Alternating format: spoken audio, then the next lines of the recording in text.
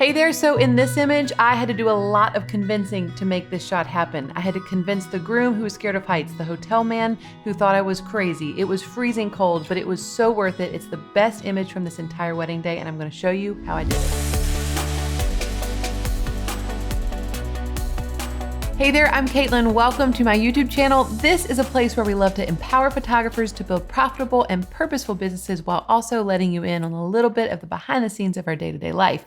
Speaking of behind the scenes, this clip that you're about to see is behind the scenes of a real wedding day. You're gonna watch me shoot, you're gonna watch what went into this shot, and just so you know, this clip is from our KJ All Access membership site where we allow photographers to literally follow us around as a virtual third shooter on a wedding day and see everything that I do. Like, I mess up, I have big wins, I stumble, I kill it, you see it all. And it's awesome because right now we're actually allowing photographers, we've changed it up. It used to be you could do a free trial and get access for 30 days now, but it was only to one wedding. Now you can do a free trial and actually have access to the entire vault for 5 days. You can watch anything you want. Watch weddings that I've shot 2 years ago, 3 years ago, last month. It's amazing. So if you want to try it out, now's the time. KJ All Access is literally one of the most impactful educational resources we have ever created. So there's a link below if you want to try out KJ All Access for free. And just so you know, imagine everything in this episode times like 200% more. That's what you're going to get in the free trial. When you watch this clip that I'm going to show you, I want you to pay attention to a few things. So first of all, you have to know it was in Boston. It was in February. It was freezing. We're an hour behind schedule. Their first look was delayed. We have like an hour of portrait time left, and I'm trying to use my time so wisely, but I also know they're getting ready at a famous hotel where everybody, you'll see in the video, everybody, if you Google portraits at the Lenox Hotel in Boston, there are these epic shots that you gotta get on the rooftop. Now, when I envisioned shots on the rooftop, I envisioned like a courtyard up there, like with, a manicured lawn. That's not what it is. It is nothing. It is like old moldy AstroTurf, like on the top. It is wires and like debris and like smokestacks. It is not photogenic. So not only did I have to convince people to go up to the freezing cold rooftop, not only did I have to have them like step over pipes and like old pieces of metal and wood, I had to do this all in the freezing cold, and it was all just for one shot. So is it worth it? Normally I would say no, but in this case, it was in my opinion, the only really epic shot of this wedding day that I really loved. I've used it for everything. Sneak peek, header of the gallery. So now that you have the backstory of this image, you're gonna watch the clip, and then I'm gonna come in, I'm gonna show you some of the images and break down some key things that we can learn from this one clip from this one wedding day. Roll the clip, Ty. Okay, I think we're gonna go right. I think what I saw online, a lot of people go this way, but we're gonna have to step over this. We go around that way. Oh, is that easier? I'm not sure. Oh, no, I think it's a little dirtier. Okay. Well, the platform that most people use is that corner. I don't, Oh, is it not people there? get on top of this. Yeah. I've never seen it. Yeah, okay, well, That's kind of dangerous though. well, I think we'll see what we can accomplish. So there it is. That's the platform. It's not right on the edge, but I can see how it can be a little scary. But Edwin's acting like no one ever uses it, and it's not really, maybe he doesn't think it's safe. It probably isn't. But look at what happens and what comes up when you search Lenox rooftop wedding photos. Everyone is using that platform. So I'm not about to not try to use the platform. I'm going to try. I've got to at least try. Oh, you're good. I'm coming. Here, I'm going to help you. Let's make sure you don't touch anything dirty. Another fun fact that I wasn't aware of, the groom is afraid of heights. I had no idea. This definitely takes a toll and affects what we can do in this space. However, a small miracle happens. Okay, now I've got to figure out.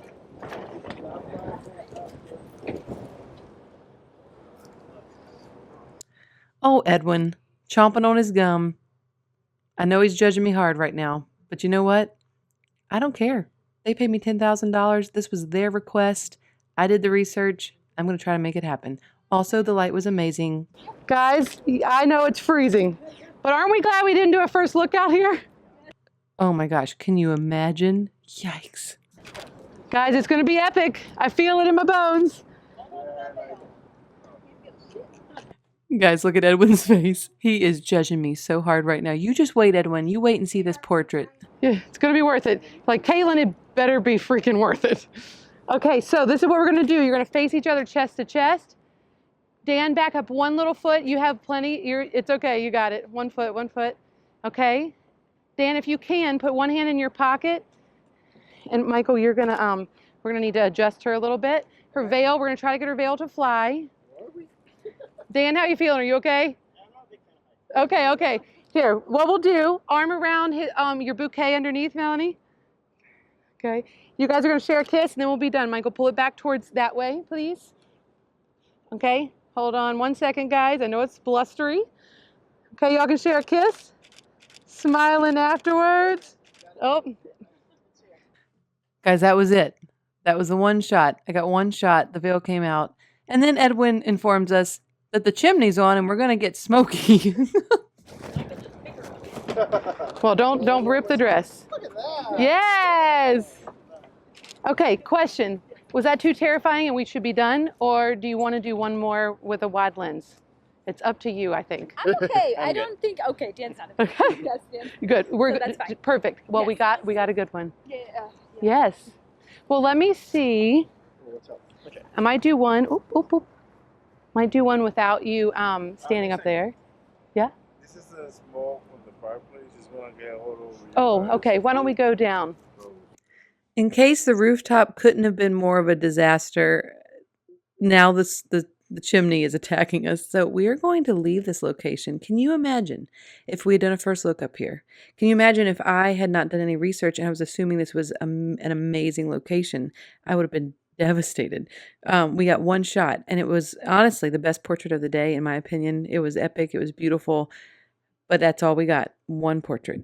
All right. So you saw the final image. You saw the epic shot. The veil's blowing. You have a beautiful light, beautiful, horizon line. You can see the city. Awesome. Not a lot of distractions. What I actually want to show you first is an image that I shot a few minutes later where they were not elevated. They weren't on kind of the risky platform, but instead they were just standing on the normal rooftop. I want to show you why this did not work and why I didn't even blog any of these, because they were not epic enough. They weren't even high end enough for my blog. I couldn't show them to the world. So let me break that down. So when you look at this image is beautiful, right? The light is great. Their eyes don't have crazy shadows. We've got some fun composition here. We got the veil, but let's talk about what doesn't work. This doesn't work. This doesn't work. This doesn't work. This whole line here is really distracting. This is fake grass with wrinkles in it. It looks like the grass needs to be ironed. So there's a lot that's not going well as far as distractions. The other thing that's not great is that look at where the horizon line of the ledge of the building is. It's right behind at their necks. And so it doesn't make the background as epic as before, because they kind of look a little bit more like tourists than they do, a part of the setting. By having them step up and elevated in that dream shot that I just showed you, I'm going to break down in a second. It looked like they were a part of this beautiful setting. It didn't look like, hi, look at the city, like we're tourists. That's what this looks like. And I think the reason it looks that way is because they're standing with a barrier from them in the background, right? This big wall right here is a huge distraction, and it takes away so much of the epicness of the composition. It takes away the epicness of being able to see more of the city.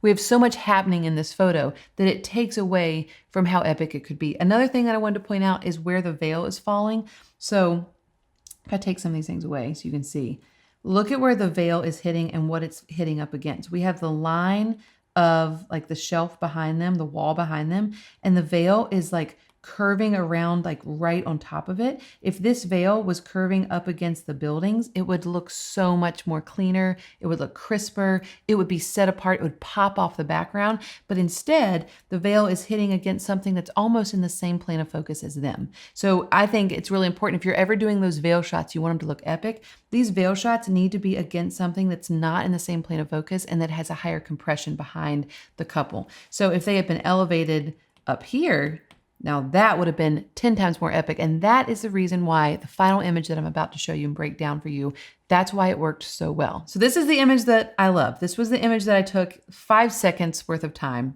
I don't know if you could hear the groom, but he was not thrilled about being up there. You can actually see his hand right here. His hand was like barely in his pocket because he didn't feel comfortable, like not having his balance and having his hand out. I could tell this is not going well. I got to make this happen fast. He was uncomfortable. It was freezing. She really wanted epic portraits. So it's just this balance of like, do I do it? Well, I'm so glad I did it because this portrait is my sneak peek. It is the only portrait from this wedding day where I felt like, gosh, that is something I'm super proud of. It looks like Boston. It looks like an epic wintertime wedding on a rooftop. There's a few things I want to point out though. It is a tight crop, right? I'm shooting this with a 50 millimeter. And when I look at some of those other images, when you Google rooftop Lenox Hotel in Boston, if you look at some of those other images, they're beautiful, but I feel like you can kind of see distractions because you can see a lot more that's happening on the side. So one thing that I loved that was almost accidental, but I think a little bit purposeful because I'm very picky about these things, is the tight crop of it all, right? I love that it kind of dips here and then goes up here. Like that composition towards their heads is beautiful. I love that we've got some lead lines here and with the veil, all pointing towards the couple. I love that you can see like this structure right here that provides a little bit of symmetry to the lines that you see here. These are all things that happen subconsciously. They're not things that I was thinking about in the moment. Like I've got to have all these things work together for this one image. I think it just kind of naturally happened in my head.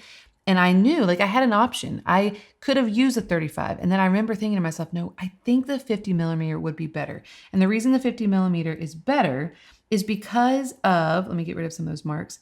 It's because, I mean, look, we have them right here.